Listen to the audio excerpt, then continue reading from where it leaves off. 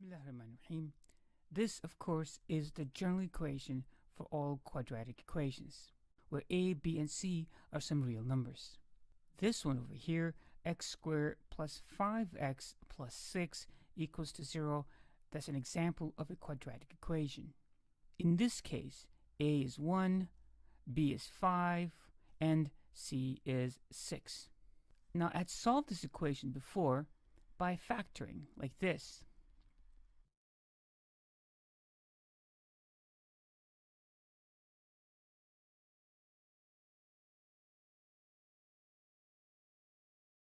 Those were the two solutions to this equation over here. Now what I'd like to do is solve the same equation, x squared plus 5x plus 6 equals 0, using the quadratic formula. The quadratic formula, if you recall, is x is equal to opposite of b plus or minus square root of b squared minus 4ac all over 2a.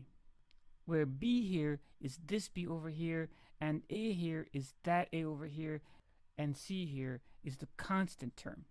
In our equation again, a was 1, b was 5, and c was 6. So in order to solve this equation using the quadratic formula, all we have to do is substitute a, b, and c in the quadratic formula. So here then we get opposite of b. In this case, it's going to be opposite of 5, then plus or minus square root of b squared, which is 5 squared, minus 4 times a, in this case a is 1, times c, which is 6, all over 2 times a, which is 1. Now a common mistake for students is to put the 2a over here, but not include the 5 over there like this. Now these two are not the same expressions, that is, this is not the same as this. So the proper way is that the whole thing is divided by 2 times a like this. All we have to do now is simplify. So in simplifying, we get negative 5 plus or minus square root of b squared, that's 25, minus 4 times 1 times 6, that's 24, over 2 times 1 is 2. Now I can rewrite this over here, that's negative 5, plus or minus square root of 25 minus 24, that's 1, all over 2. Now that becomes negative 5, plus or minus the square root of 1 is 1, over 2. Now this is two problems in one, right? So it's like plus or minus, so that's like two fractions in one. So we can separate these out like this. X is equal to negative 5 plus 1 over 2, or x is equal to negative 5 minus 1 over 2. That's negative 4 over 2. Negative 4 over 2 is negative 2. And over here, negative 5 minus 1 is negative 6 over 2. And negative 6 divided by 2 is negative 3. And as you can see, we got the same answers. X is equal to negative 2, or x is equal to negative 3. So this is how we solve quadratic equations using the quadratic formula. Now, the quadratic formula you must memorize. You must commit it to memory so that you don't forget it. X is equal to opposite of b plus or minus square root of b squared minus 4ac over 2a. And you have to actually memorize it correctly. One of the challenges for students is to actually memorize the formula correctly. In other words, students sometimes tend to remember the formula with certain blind spots. They forget this, or they forget that, or something like that. But you have to know the quadratic formula as it is. X is equal to opposite of b plus or minus square root of b squared minus 4ac over 2a. The second thing is you have to actually know what b and a and c are. A and b are the coefficient of the x terms over here. And c, of course, is the constant term like this. Then all you do is substitute those numbers in the quadratic formula and then simplify it. And that is really it. Okay, I'd like to do two more problems before we finish. They look very similar. X squared plus x minus 1 equals 0, and x squared minus x plus 1 equals 0. They're very similar, of course, the only difference being these signs over here. The first one is plus minus, the second one is minus plus. And we're going to solve this using the quadratic formula, which I wrote down over here. Okay, so let's do it. So here I'm going to say x is equal to opposite of b.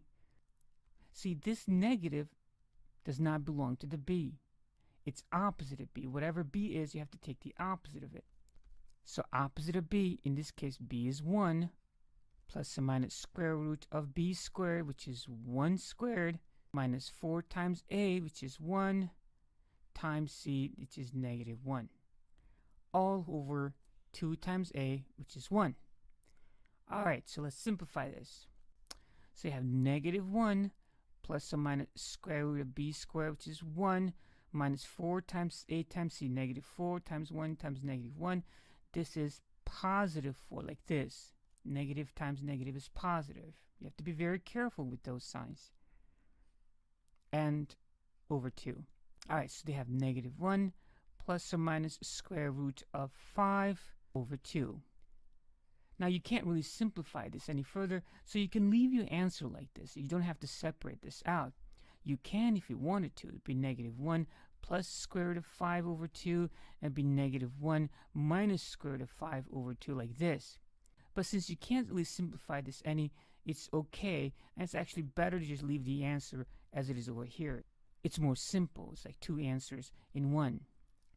Okay, so that wasn't so bad. How about this one? So here we have x is equal to opposite of b. Now in this case, b is negative 1, right? So negative 1, opposite of negative 1, plus or minus square root of b squared, which is negative 1 squared, minus 4 times a times c, like this. And that's all over 2 times a, which is 1.